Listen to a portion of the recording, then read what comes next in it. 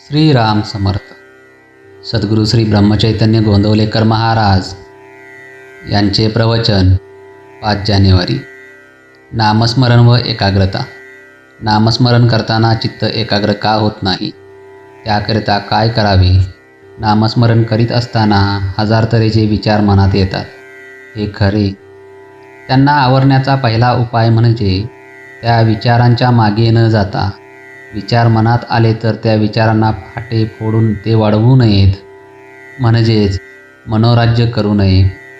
विचार येतील तसे जातील, तिकडे लक्ष देऊ नये. चित्त एकाग्र होण्याकरताच नामस्मरणाची गरज आहे. चित्ताची एकाग्रता ही फार पुढची पायरी आहे. चित्त चंचल आहे, त्याला कुठेतरी स्थिर करून ठेवल्याशिवाय भागत नाही, म्हणून ते नामात गुंतवून ठेवावे.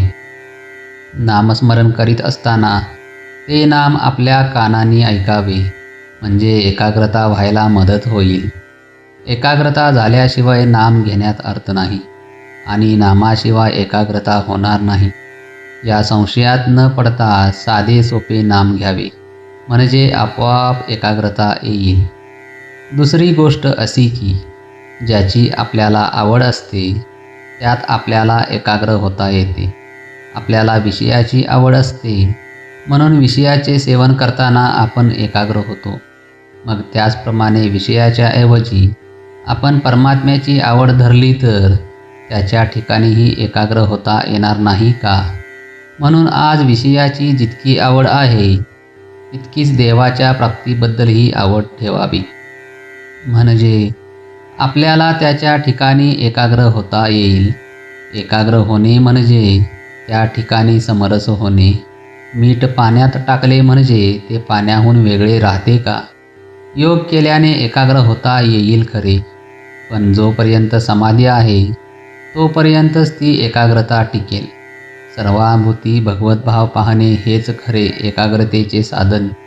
सर्व ठिकाणी तोच भरलेला आहे असे समजल्यावर द्वैत कुठे राहिले, आणि जिथे द्वैत गेले तिथे आपोआप एकाग्रता आलीच. अशी एकाग्रता साधते तीच खरी समाधी होय.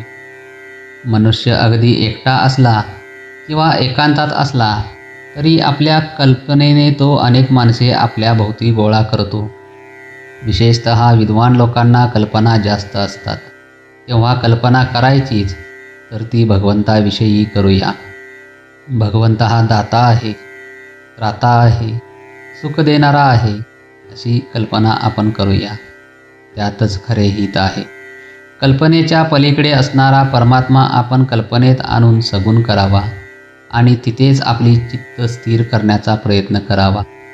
जय जय रघुवीर समर्थ. आजचे बोधवाक्य. मन एकाग्र होत नसेल तर न हो, पण नामस्मरण सोडू नये. श्रीराम समर्थ.